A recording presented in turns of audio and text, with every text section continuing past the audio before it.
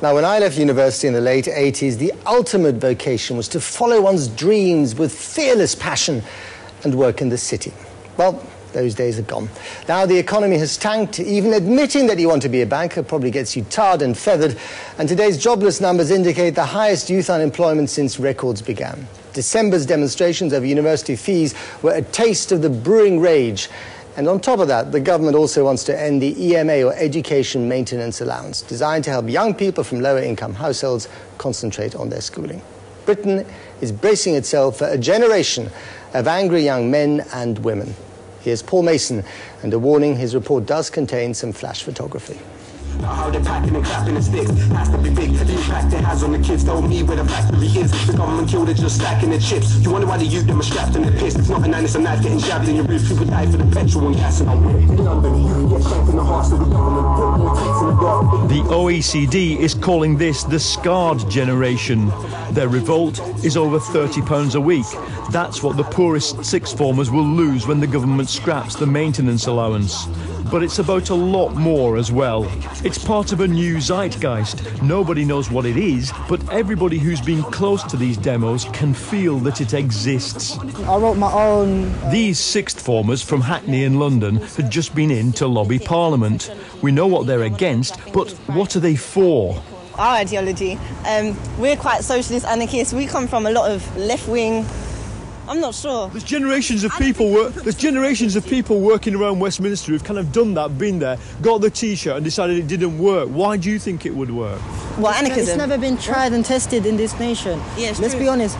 After post-World War II, there were some socialist principles that came about, but after the Thatcherite era, just everything's just become so individualistic and capitalism. You've both got the visitors tags on from Parliament. I mean, did that inspire you, going in there? It definitely did, because at the end of the day, I study politics and I do want to further my career life in politics, and it would be an absolute honour if I was standing in that building representing my constituents. So you're not anti-parliamentary? I'm not anti-parliamentary at the end of the day, but I'm anti this government. It's an illegitimate government. We didn't vote for a coalition government, let's be frank. The politics teacher who brought them here says it's a generational shift in attitude. They have seen that basically politicians are lying. They have seen that politicians have gone back on their word. Cameron said there wouldn't be any key PMA. I mean, welcome to the real world, though, isn't it? Every other generation finds that out. I think they've found this out very quickly, and I think they found it out very deeply. I mean, youth unemployment rising, fees going up for universities, their life chances, their life opportunities are disappearing in front of their eyes. Those who took to the streets tonight also understand their demos helped provoke the first big Commons rebellion under the coalition, that protest, in a way, works. And they understand the economic pressures that lie ahead.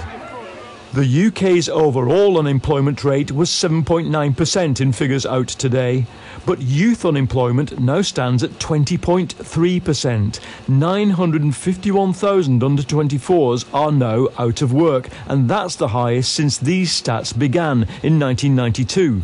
And across the developed world, the OECD says youth unemployment will reach 18% this year. Economists fear this generation faces long-term exclusion from the workforce, from the credit system, from the good life once on offer.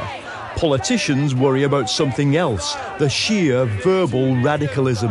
David Cameron will make you smile. Let's do this Tunisian style. Though it's small, this demo, it is the movement reduced to its essence.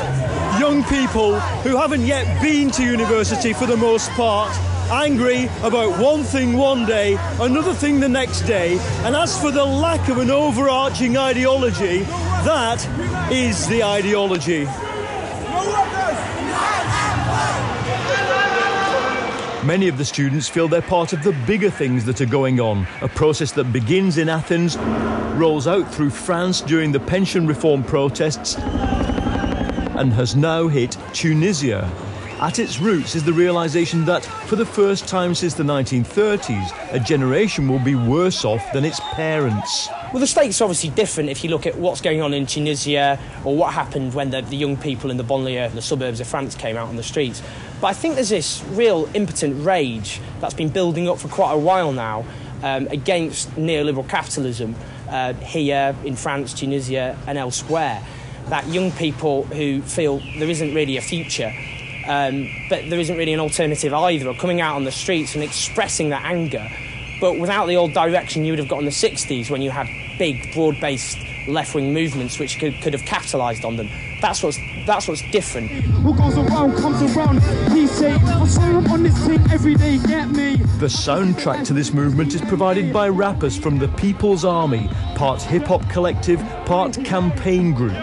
The movement's grungy dance style is now quite familiar around the Palace of Westminster.